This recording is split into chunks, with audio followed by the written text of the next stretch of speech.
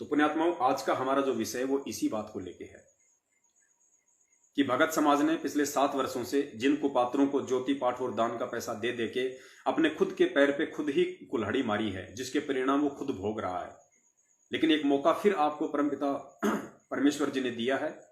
हम सत्सेवकों के माध्यम से आप जीव तक बहुत सारे ऑडियो वीडियो संदेश पहुंचाए हैं। कोई बात नहीं, हम जीव हैं, हमसे 100 प्रकार की गलतियां हो जाती हैं, लेकिन यदि अपनी गलतियों में कोई सुधार कर ले तो उसको परमेश्वर ने सर्वश्रेष्ठ बताया है, उसको अच्छी आत्मा बताया है।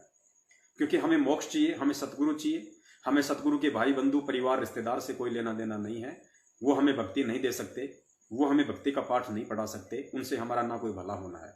हमारा भला परमपिता परमेश्वर से होना है, हमारे पूज्य गुरुदेव से होना है, उनकी भक्ति से होना है और मर्यादित साधना से होना है। तो पुण्यात्माओं, हम लोग बहुत ठगा चुके हैं पिछले 7 वर्षों से इन काल एजेंट सतलोक आश्रम मैनेजमेंट हरियाणा वालों के हाथों, इनके ज्योति पाठ और दान के नाम पे। अब संभलो, महाविनाश का समय नजदीक है, युग परिवर्तन का दौर शुरू हो चुका है, विश्व युद्ध का आगाज हो चुका है। आने वाले समय में संकट ही संकट आएंगे, परेशानियां ही परेशानी आएंगी, आंखों के सामने लाशें गिरेंगी, मौतें होंगी, कोई किसी को बचाने वाला नहीं बचेगा। जय गुरुदेव जी ने तो यहां तक लिखा है कि दूध पीते बच्चे को मां छोड़ के भग जाएगी अपनी जान बचाने के लिए। खाने के लिए लोग अन्न के दाने दाने के लिए तरस जाएंगे, गोली दवाइयों की कमी हो जाएगी, 15-15 कोस पे कोई व्यक्ति दिखाई नहीं देगा।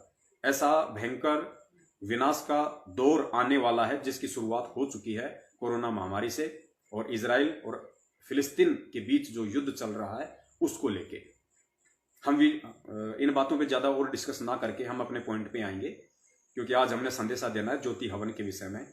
और आने वाले विनाश के समय में, आने वाले युग परिवर्तन के समय में परमपिता परमेश्वर की हम सभी जो आत्माएं हैं, हम कैसे सुरक्षित रह सकती हैं, कैसे हम उस काल के चक्र से, काल के प्रहार से अपने आप को बचा सकती हैं, किन किन भक्ति कर्मों से और मर्यादाओं से हम अपने आप को सुरक्षित रख सकते हैं, वो परमपिता परमेश्वर सतगुरु रामपाल जी महाराज जी ने अपने सत्सेवकों को प्रेरणा की और आज उस सभी बातें आपके सामने हम रखने जा रहे हैं। उसके बाद पुण्यात्माओं, गारंटी है इस भक्ति के अंदर, क्योंकि अगर इस भक्ति मार्ग में भी गारंटी नहीं है तो फिर किसी भक्ति में कोई गारंटी नहीं है। तो गुरुदेव हमेशा गारंटी देते हैं कि बच्चों, यदि मेरी बताई गई साधना तुम करोगे, मर्यादाओं में रहोगे, तो गारंटेड बात है, कैंसर क्या चाहे कैंसर का बाप हो, तुम्हारा बाढ़ बाका नहीं कर पाएगा।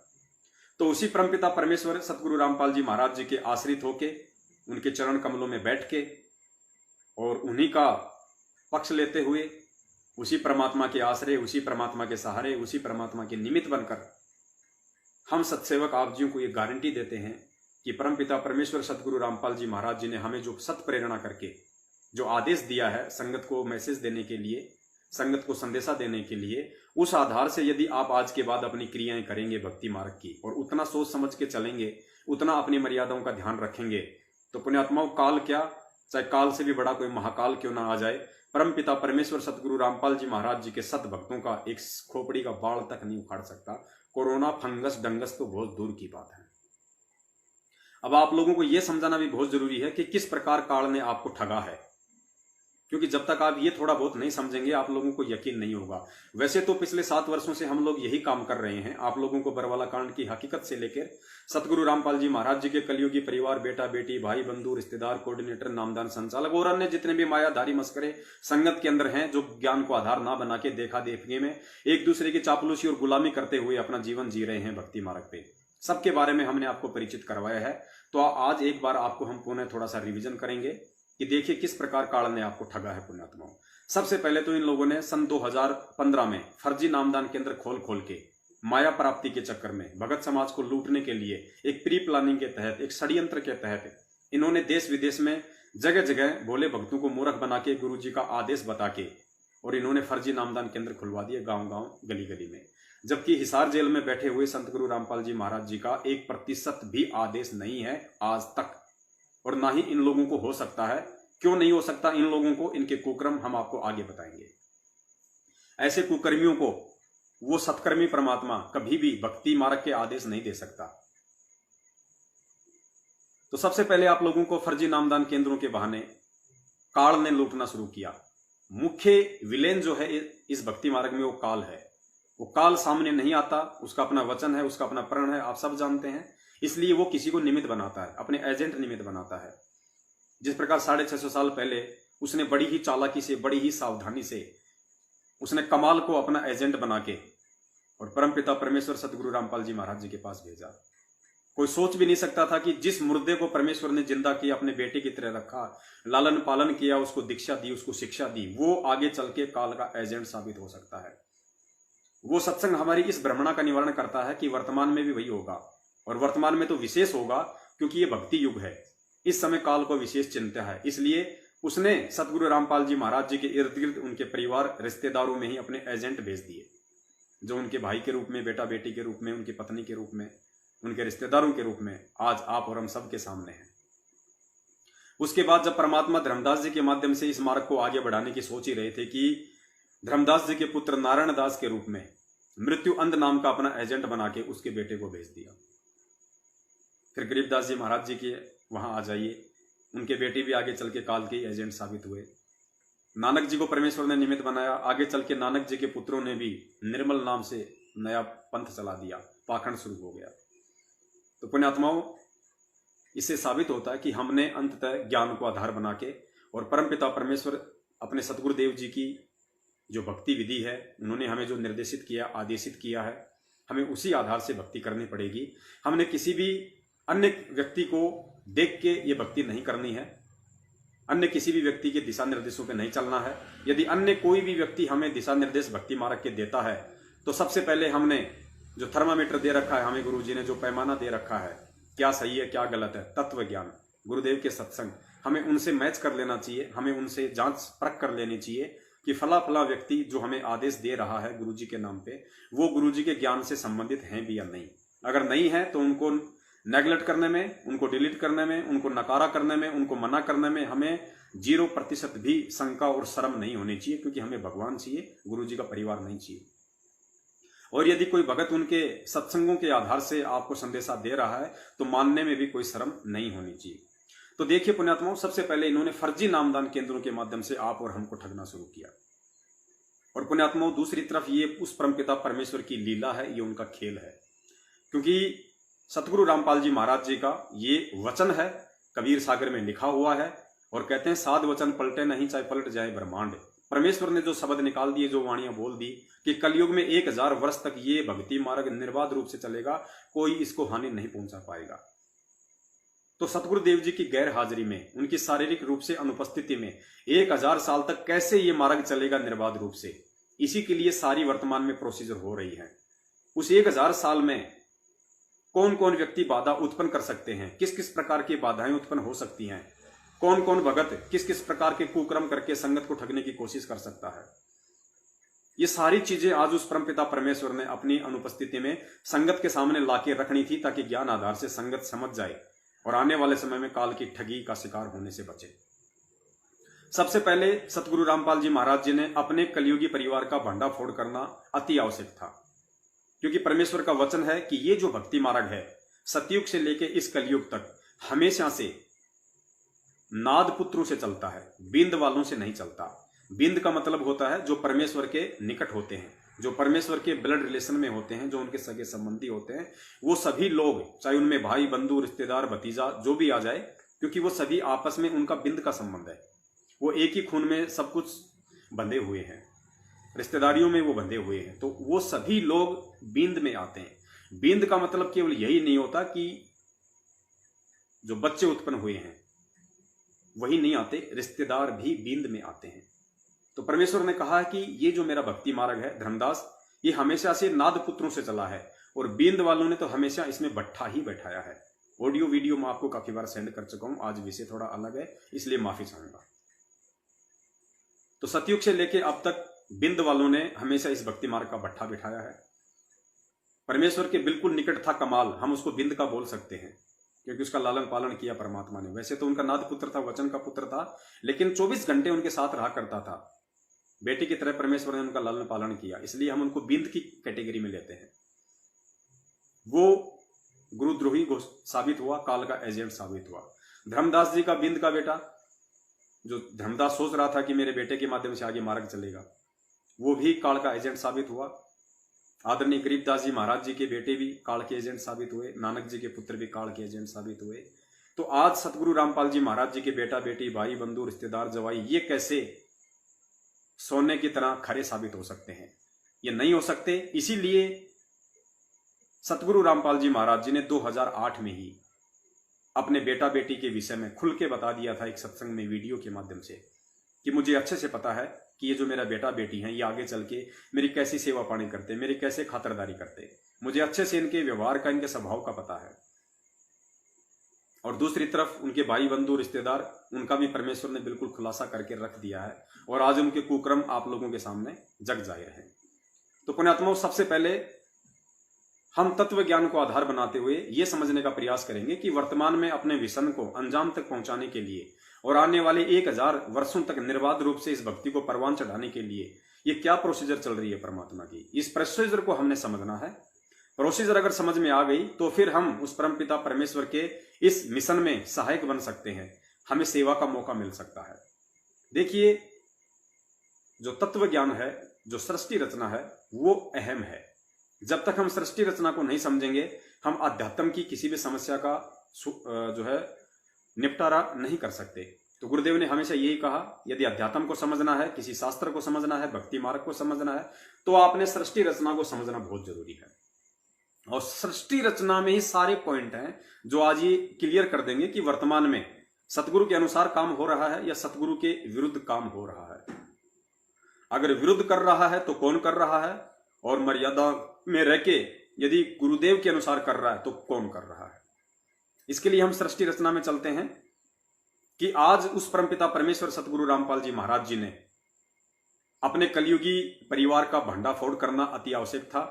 अपने कलयुगी परिवार, भाई बंधु, रिश्तेदारों का जो काला चेहरा था, भगत के वेश में जो भेड़िए बने बैठे थे, जो काल के दूत बने बैठे थे, जो इस भक्ति मार्ग में आने वाले समय में सबसे बड़ा रोड़ा उत्पन्न हो सकते थे, होते, उन सबको जग जाहिर करना, उनके मनवश कर्म कुकर्मों को संगत के सामने जग जाहिर करना अति आवश्यक था। इसलिए परमपिता परमेश्वर ने वो किया भी। बहुत सारे लोग समझे भी, बहुत सारे लोग नहीं भी समझे। धीरे धीरे अगर उनके अच्छे संस्कार होंगे तो वो समझ भी जाएंगे। तो परमेश्वर ने बताया, जिस प्रकार से सृष्टि रचना की शुरुआत में मालिक को अच्छे से पता था कि समर्थ का काम उसी को साजे और करे तो मूर्ख बाजे। भगवान का काम भगवान ही कर सकता है। लेकिन उस परमपिता परमेश्वर को अच्छे से पता था कि मेरे जो पुत्र हैं, मेरे जो 16 पुत्र हैं, और सबसे बड़ा पुत्र था अचिंत्य। मालिक को पहले से पता था, क्योंकि परमेश्वर अंतर्यामी होता है। मालिक को पता था कि मैं जो सृष्टि रचूंगा, आगे चल के ये लोग उसमें ठूं ठा करेंगे, ये लोग अपनी दाल गलाने की कोशिश करेंगे, आगे चल के इन लोगों के अंदर ये अहम आ सकता है, ये वहम आ सकता है, क्योंकि भक्ति उनके पास भी थी, शक्ति उनके पास भी थी, शब्द शक्ति उन सभी के पास है।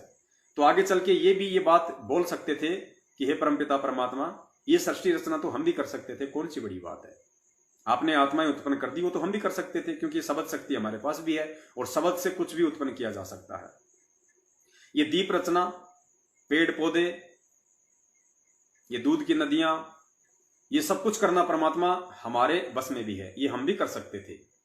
तो मालिक को पता था कि आगे चल के ये अपने टांग ना अड़ाएं, इसके लिए इनको इनकी औकात दिखाना, इनकी समर्थता से इनको परिचित करवाना कि यू आर नॉट गॉड, तुम केवल जीव हो, भगत हो, इससे ज्यादा तुम्हारी कोई औकात नहीं है, समर्थ का काम तुम नहीं कर सकते और ना तुम करने में समर्थ हो। इसलिए परमात्मा ने सृष्टि रचना के शुरुआत में ही, आगे सृष्टि रचने से पहले, सबसे पहले अपने उन पुत्रों का वो घमंड तोड़ना, अहंकार तोड़ना, उनको तत्व ज्ञान से परिचित करवाना, उनको हकीकत से परिचित करवाना बहुत ही जरूरी था, ताकि आगे चल के मेरे मिशन में ये किसी प्रकार का रोड़ा ना अटकाए। तो पुण्यात्माओं, सन 1994 से 2014 तक वो परमपिता परमेश्वर इंतजार करता रहा, वो देखता रहा अपने भाई बंधुओं को, परिवार को, बेटा बेटी को, रिश्तेदारों को, कोऑर्डिनेटरों को, मायाधारी मस्करों को, कि ये लोग कितना आगे चल के मेरे मिशन में सहयोगी बन सकते हैं और कितना रोड़ा अटका सकते हैं। जहां जहां उन लोगों ने उन 27 वर्षों में गलतियां की, तो परमपिता परमेश्वर सतगुरु रामपाल जी महाराज जी ने खूब समझाया, खूब टोका, बहुत सारों को आश्रम से बाहर भी किया कुछ समय के लिए, फिर उनकी प्रार्थनाओं पे उनको वापस ले लिया। लेकिन फिर भी वो काल के जीव थे, और काल को जीव कहीं नहीं माने, कोट सुने जो ज्ञाना, जैसे लाख अग्नि के माही, बिछुड़ते काट समाना। और परमेश्वर कहते हैं कि चाहे कोटि वर्ष करो संगत संतों की, पत्थर का जल में क्या भीजे, एक चंदन बन में रंग ला दे, बांस बिटम्बी ना सीजे। कि ये पत्थर के समान है, इनके ऊपर सतगुरु के सत्संगों का कहीं कोई असर नहीं हो सकता। ये लोग तो उस चंदन के पेड़ के चारों तरफ लिपटे हुए सांप की तरह हैं। गुरुदेव ने उदाहरण देके बताया ऐसे भक्तों के विषय में कि जो ऊपर से तो भगत बने फिरते हैं, जब तक वो सतगुरु के साथ रहते हैं तब तक तो बहुत शीतल उनका स्वभाव रहेगा, बहुत अच्छा बोलेंगे, मीठा बोलेंगे, प्यार से बोलेंगे, ऐसे लगेगा जैसे इनसे बढ़ के कोई भगत नहीं है। लेकिन जैसे ही वो सतगुरु से दूर हो जाएंगे अपनी औकात दिखा देंगे कि हम काल एजेंट हैं। इसके लिए परमात्मा ने एक वाणी के माध्यम से हमें समझाया कि जैसे सर्प चंदन लिपटाई तन भया शीतल पर विष नहीं जाई। जैसे सर्प चंदन लिपटाई, जिस प्रकार सांप चंदन के पेड़ के चारों तरफ लिपट के बिल्कुल शीतलता महसूस करता है, चुपचाप रहता है, बिल्कुल शांति प्रिय रहता है, क्योंकि चंदन का पेड़ शीतल होता है, ठंडा होता है, और सांप उनके चारों तरफ लिपट जाया करते हैं उस ठंडक के कारण। और दूसरों को ऐसा लगता है कि इसका तो जहर मर चुका है, ये तो बिल्कुल साधु बन चुका है। तो परमेश्वर कहते हैं जैसे सर्प चंदन लिपटाई, लेकिन तन भया शीतल, केवल उसका शरीर ही शीतल है, तन भया शीतल पर विष नहीं जाई। जहर उसके अंदर ऐसा कैसा है, जैसे ही वो चंदन के पेड़ से दूर होगा अपना प्रभाव दिखा देगा, फुकार मारना शुरू कर देगा, जहर को उगलना शुरू कर देगा। तो ये स्थिति सन 1994 से 2014 से लेके आज तक सतगुरु रामपाल जी महाराज जी के बेटा बेटी भाई बंधु रिश्तेदार कोऑर्डिनेटर उनके परिवार वालों की थी है। और ये आज परमात्मा ने संगत को दिखाना था कि बच्चों ये सबसे बड़े काल के एजेंट है, आगे चल के मेरे मार्ग में अगर कोई रोड़ा बनेगा तो यही लोग बनेंगे। और बरवाला कांड भी इन्हीं लोगों के कुकर्मों का परिणाम और नतीजा है। परमेश्वर तो भगत बनाने आते हैं, फिर ये कमांडो किसने बनाए? परमात्मा तो अपने भक्तों के हाथ में भक्ति का पाठ पढ़ा के हाथों में सुमरणी और माला पकड़ना सिखाता है, फिर उसी बरवाला कांड में उन भक्तों को कमांडो बना के उनके हाथों में डंडे, पत्थर, लठ, पेट्रोल बम और बंदूकें किसने पकड़ाई? क्या आपका बाप पकड़ाएगा? कभी नहीं। किसने पकड़ाई? इन्हीं काल एजेंटों ने। यही वो लोग हैं जो उल्टे सीधे बयान वहां पे मीडिया के सामने दे रहे थे। वही संत रामपाल जी महाराज जी का कलयुगी भाई महेंद्र, जब गुरुजी अंदर बैठे हुए आश्रम में, बाहर मीडिया को इंटरव्यू दे रहा है कि संत रामपाल जी महाराज जी आश्रम में नहीं है, हमने उनको स्वास्थ्य इलाज के लिए परसों हॉस्पिटल में शिफ्ट कर दिया। ये झूठ बोलने की आवश्यकता क्या थी? प्रशासन को भड़काने की आवश्यकता क्यों थी? पुण्यात्माओं, ये साबित करती हैं सारी बातें कि ये लोग ना तो उन्हें सतगुरु मान पाए, भगवान मानना तो कोसों दूर की बात है। और जिस कारण से उनके कुकर्मों के चलते, उनके मनवश आचरणों के चलते, उनकी मनमानियों के चलते आज हमारे परमपिता परमेश्वर सतगुरु रामपाल जी महाराज जी हिसार जेल में हैं और आज हम सब उनसे शारीरिक रूप से दूर हैं।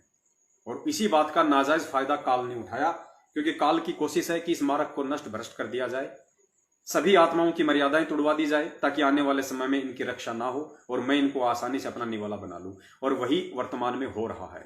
भक्ति करते करते भी जीव आत्माएं काल की भेंट चढ़ रही हैं, जबकि इस भक्ति मार्ग में संभव नहीं है। तो परमात्मा ने सृष्टि रचना के माध्यम से जिस प्रकार अपने पुत्रों को उनकी समर्थता से उनको परिचित करवाया, ताकि आगे चल के उस परमात्मा की सृष्टि रचना में किसी प्रकार का रोड़ा ना अटकाएं, ठीक इसी प्रकार गुरुदेव ने भी 1994 से 2014 तक और आज इन पिछले 7 वर्षों में हम सत्संगों के माध्यम से इनके हर एक कुकर्म को संगत में उजागर करवाया।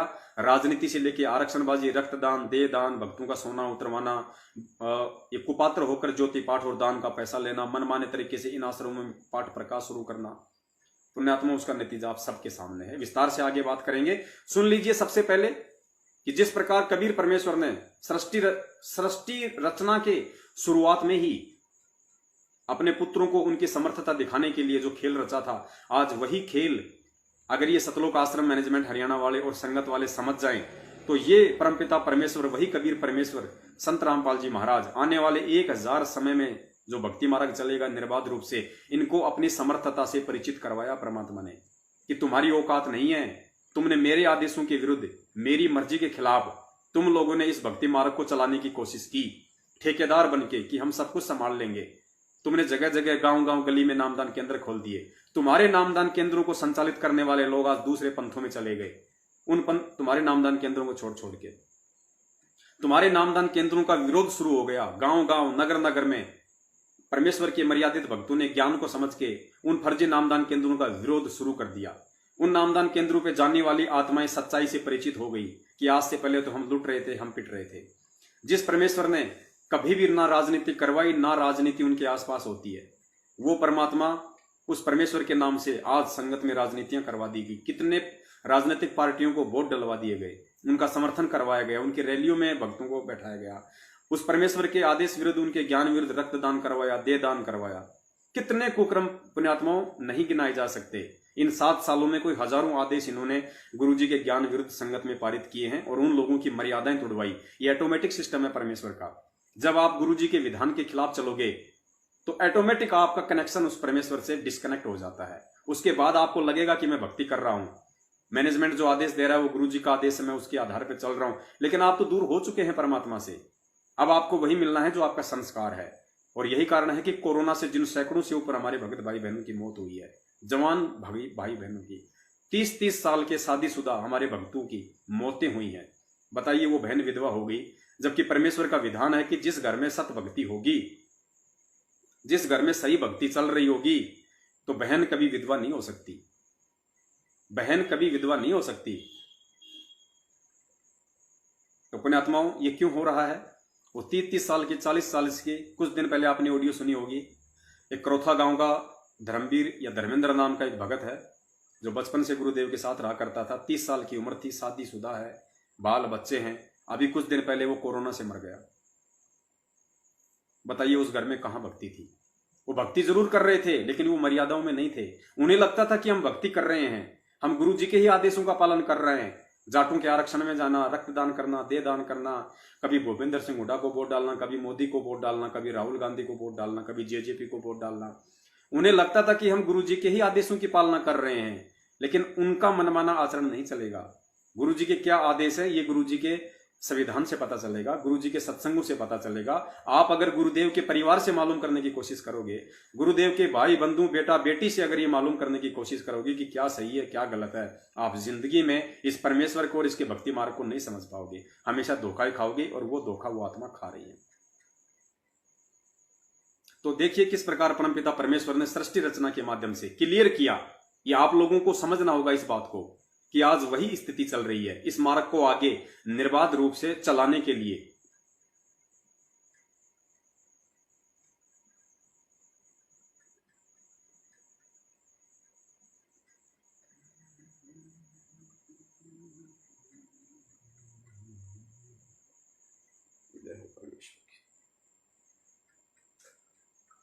इसी प्रकार सतलोक के अंदर परमात्मा सत्य पुरुष कबीर देव जी, जिसको परम अक्षर ब्रह्म भी कहते हैं, उन्होंने वहां सतलोक में रचना शुरू की। ध्यान से एक वचन से 16 द्वीप बना दिए, 16 द्वीप, और फिर एक एक वचन से एक एक पुत्र की उत्पत्ति कर दी। उन 16 पुत्रों को प्रत्येक द्वीप में रहने का आदेश दे दिया, और अपने उन 16 पुत्रों में से एक पुत्र का नाम अचिंत है। ध्यान से सुनना। अचिंत से कहा कुछ समय के उपरांत आगे सृष्टि रचना करो। जबकि खुद भी कर सकते थे परमात्मा। परमात्मा ये दिखाना चाहते थे उन पुत्रों को कि समर्थ के बिना कोई भी प्रयत्न करता है वो सफल नहीं होता। कहते हैं ना, जिसका काम उसी को साजे और करे तो मूर्ख बाजे। अचिंत ने अपने वचन से एक व्यक्ति ये अचिंत की बहुत बड़ी नादानी थी, ये गलती थी कि उसने परमपिता परमेश्वर के ये शब्द कहने पे कि अचिंत आगे सृष्टि रचना करो, उसको हाथ जोड़ देने चाहिए थे, उसको चरणों में पड़ जाना चाहिए था कि हे परमपिता परमेश्वर, मैं 2 कौड़ी का जीव मालिक, मेरी क्या औकात सृष्टि रचना करने की। लेकिन पुण्यात्मा, उनको तत्व ज्ञान नहीं था, और उसने अहंकार में आके, मान बढ़ाई में आके, मेरे को गुरुजी ने आदेश दे दिया और मैं ये कर सकता हूं, जबकि उसको पता नहीं था कि परमात्मा क्या खेल खेलने जा रहा है। परमात्मा तुझसे सृष्टि रचना नहीं, तेरी औकात तुझे याद दिलाना चाह रहा है। या उसका नाम रखा अक्षर पुरुष। अब उस अचिंत ने अपने द्वारा उत्पन्न पुत्र को वचन से जो उत्पन्न किया था उसको ही अविनाशी पुरुष मान लिया, उसको अक्षर पुरुष नाम से संबोधित किया और उसे कहा कि तू मेरा सहयोग करना सृष्टि रचने में। वहां परमात्मा ने प्रत्येक द्वीप में जब द्वीप रचना की, प्रत्येक द्वीप में मानसरोवर की भी रचना की, एक अलग से मानसरोवर भी, कॉमन मानसरोवर भी रचना की। तो वो अक्सर पुरुष मानसरोवर में जाके नहाने लगा, नहाते नहाते गहरा चला गया और वहां वो पानी में ही सो गया, निंद्रा आ गई। अपनात्मा सतलोक के अंदर श्वासों से शरीर नहीं है, बहुत समय तक वो बाहर नहीं आया। तब परमेश्वर कबीर देव जी ने उसी जल से जल लिया हाथ में, अपनी वचन शक्ति से उसको जादूगर की तरह एक अंडा बना दिया। उस अंडे में एक जीवात्मा प्रवेश करती, उस अंडे को छोड़ दिया उस मानसरोवर में, वो गड़गड़ गड़गड़ करता हुआ नीचे पहुंचा। तो वो अक्सर पुरुष की जो अधूरी निद्रा भंग होगी, जिस कारण से वो कुछ कोपित हो गया, उस कोपित दृष्टि से उसने अंडे की तरफ देखा कि किसने मुझे डिस्टर्ब किया है। उस कोप से वो अंडा फट गया। आगे बिल्कुल ध्यान से सुनना। परमात्मा ने स्पष्ट रूप से कहा है कि समर्थ का काम उसी को साजे और करे तो मूर्ख बाजे।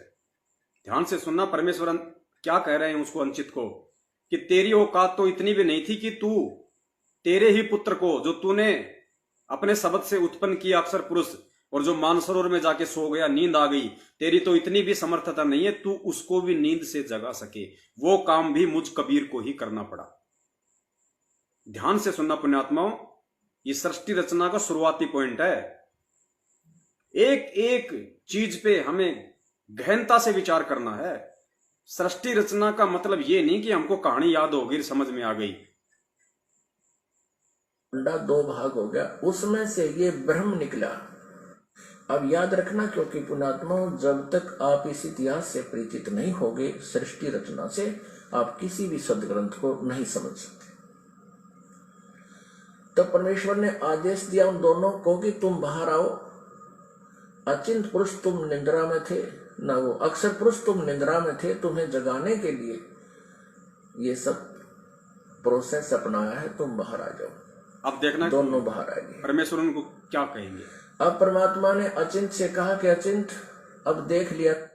परमात्मा ने अचिंत से कहा कि अचिंत, देख लिया ना। क्या देख लिया? सुनिए गुरुजी क्या बोल रहे हैं। जब तक आप इस इतिहास से परिचित नहीं होगे, सृष्टि रचना से, आप किसी भी सदग्रंथ को नहीं समझ सकते। तब परमेश्वर ने आदेश दिया उन दोनों को कि तुम बाहर आओ। अचिंत पुरुष तुम निद्रा में थे, ना वो अक्सर पुरुष तुम निद्रा में थे, तुम्हें जगाने के लिए ये सब प्रोसेस अपनाया है, तुम बाहर आ जाओ। ध्यान से सुनना। दोनों बाहर आएंगे। अब परमात्मा ने अचिंत से कहा कि अचिंत, अब देख लिया तूने, समर्थ के बिना कोई कार्य सफल नहीं होता। अब तू तो इसको बाहर भी नहीं निकाल सकता था। और आगे से ध्यान रखना कि बीच में टांग अड़ाओ मेरी क्रिया में, बीच में, इसलिए तुम्हें तुम्हारे सामर्थ्य से परिचित कराया है, तुम्हारे सामर्थ्य से परिचित कराया है। तो अचिंत ने कान पकड़ लिए कि दाता, हम कुछ नहीं कर सकते। पुण्यात्माओं, अचिंत ने तो कान पकड़ लिए, लेकिन ये आज तक कान पकड़ने को तैयार नहीं है। ये काल एजेंट, सतलोक आश्रम मैनेजमेंट वाले आज तक अपनी गलती को स्वीकार करने को तैयार नहीं है। जिन 5 मौतों का मुकदमा जो बरवाला कांड में हुई, सतलोक आश्रम मैनेजमेंट हरियाणा के कुकर्मों के चलते, गुरुजी के आदेशों के विरुद्ध इन्होंने अहंकार में आके, मान बढ़ाई में आके, भक्तों को कमांडो बना बना के उनके हाथों में हथियार दे दे के जो पुलिस वालों से लड़वाने के लिए खड़ा कर दिया था, जिसके चलते पुलिस आश्रम में एंटर नहीं हो पा रही थी और दोनों में झगड़ा हुआ। हमारे 5-6 भाई बहनों की मौत हुई। उन मौतों का मुकदमा हमारे पूज्य गुरुदेव जी पे लग गया, जिनका कोई कनेक्शन भी नहीं था। और झगड़ा कराने वाले आज तक फरार हैं, संगत को लूट रहे हैं, भगोड़े बन के घूम रहे हैं। लेकिन आज भी ये लोग कोर्ट में जाके अपनी गलती स्वीकार नहीं कर रहे कि भैया बरवाला कांड में जो 5 मौतें हुई हैं, जिनका मुकदमा आपने संत रामपाल जी महाराज जी पे मर्डर का लगा रखा है, उसके जिम्मेदार वो नहीं, उसके जिम्मेदार हम हैं। आज ये लोग अपनी उस गलती को भी स्वीकार नहीं कर रहे हैं।